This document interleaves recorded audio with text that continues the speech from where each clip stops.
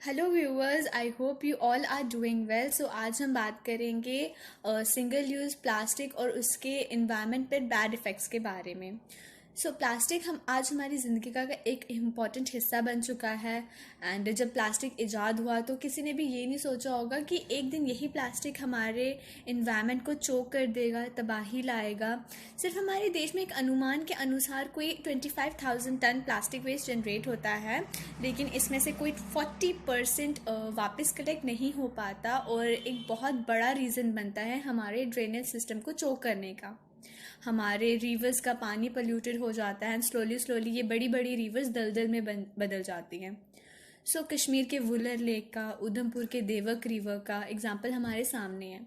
Plastic garbage has been the main cause for disturbing aquatic ecosystem, causing soil and water pollution. कई नाले चोक हो जाते हैं अपने शहरों में या इवन गांव में। आपको प्लास्टिक गार्बेज का ढेर नज़र आ जाएगा और उनमें खाना ढूंढते जानवर भी। और कई दफ़ा काऊ या स्ट्रे डॉग्स खाना ढूंढने के चक्कर में प्लास्टिक भी खा जाते हैं। कई दफ़ा लोकल वाटर बॉडीज़ के सफाई कर्मचारी, माली या इवन पढ़े लिखे अनपढ़ नागरिक प्लास्टिक गार्बेज को जला देते हैं, जो कि ना सिर्फ ग्रीन गैसेस इमिशन का रीज़न बनता है बल्कि ह्यूमन लंग्स के लिए भी काफ़ी हार्मफुल है। पूरे वर्ल्ड में हर साल millions of tons of plastic waste generate होता है, जिसमें से सभी प्लास्टिक रिसाइकल नहीं हो पाता और हर साल प्लास्टिक पोल्यूशन बढ़ता जाता है। आज प्लास्टिक हर फील्ड में यूज़ हो रहा है, जिसमें मेजर पार्ट है सिंगल यूज़ प्लास्टिक का। हमारे घर में या ड्यूरिंग ट्रैवल, जैसे कि plastic polythene bags, packaged water bottles, soft drink और सोडा बॉटल्स, दूध की प्लास्टिक थैलियाँ, cooking oil packaged in single-use plastic bottles, plastic bags of rice and wheat, plastic shampoo bottles and pouches, plastic straws, coffee stirrers, plastic disposables and so on.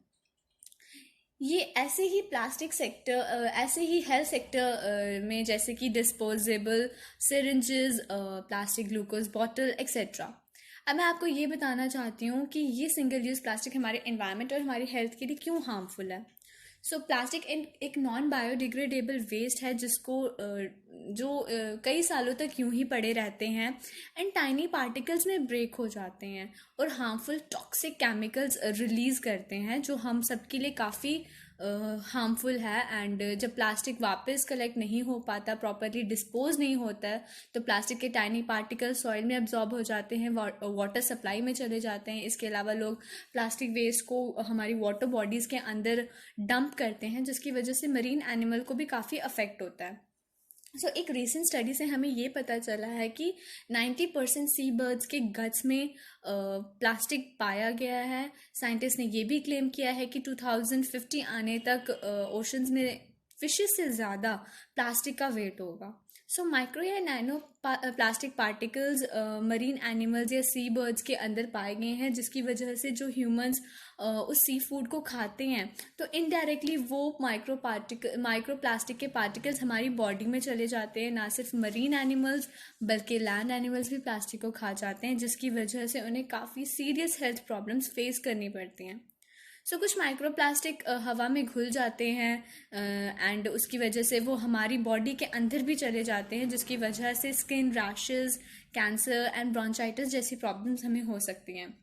Plastic ने ना सिर्फ हमारी health को बल्कि हमारे देश की ब्यूटी को भी गंदा करके रखा हुआ है। जैसे कि मैंने आपको बताया कि ज़्यादातर ड्रेन्स प्लास्टिक वेस्ट से भरी होती हैं, रोड्स पे काफ़ी प्लास्टिक होता है, बीचेस पे हमें काफ़ी प्लास्टिक देखने को मिलता है, पब्लिक प्लेसेस पे, पिकनिक स्पॉट्स पे।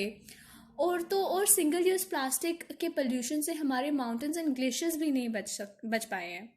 तो this is really very embarrassing and shameful act of humans and a great disrespect to mother nature. ये जो अब टाइम आ गया है, हमें सिंगल यूज़ प्लास्टिक का यूज़ कम करना चाहिए। लोगों और गवर्नमेंट से बात करनी पड़ेगी। सबसे पहले तो प्लास्टिक बैग पानी को मार्केट से ख़रीदना बिल्कुल बंद कर दें। अपने साथ सफ़र में या ऑफिस में स्टील, क्ले या बांस से बनी पानी की बॉटल्स लेकर जाएं। होटल्स एंड रेस्टोरेंट्स में साफ फिल्टर्ड पानी की डिमांड कीजिए। प्लास्टिक पैक पानी कोई बड़ा प्योर या मिनरल वाटर नहीं होता, ये एक मिथ है। जो बड़ी बड़ी कंपनीज होती हैं ये नॉर्मल पानी को प्लास्टिक की बॉटल्स में पैक करके बेचती हैं, जिसकी वजह से हमें ऐसा लगता है ये काफ़ी प्योर और मिनरल वाटर है। ऐसा बिल्कुल भी नहीं है, हो सकता है उससे कम प्योर वाटर हो।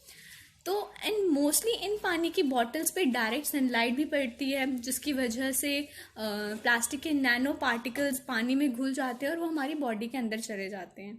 सो गवर्नमेंट को भी साफ पानी के सफिशेंट डिस्पेंसर्स हर पब्लिक प्लेसेस पर प्रोवाइड करने चाहिए, जिससे लोगों को बॉटल्स रिफ़िल करने में प्रॉब्लम ना आए। एंड सॉफ्ट ड्रिंक या soda water company single use plastic bottles की जगह इको फ्रेंडली मटेरियल से बनी बॉटल्स में रिप्लेस करें। इको फ्रेंडली मटेरियल से बनी हुई चीज़ों में ये पानी या सोडा जो सोडा है वो बेचें। एंड प्लास्टिक स्ट्रॉज की जगह मार्केट में प्लास्टिक स्ट्रॉज की जगह हमें बैम्बू स्ट्रॉज या फिर मेटल स्ट्रॉज यूज़ करनी चाहिए। एंड हम जब भी मार्केट जाएं तो अपने साथ एक रीयूजेबल बैग लेकर जाएं, जिसमें हम जो भी मार्केट से सामान लेते वो हम उसमें डाल के अपने घर लेकर जाएं।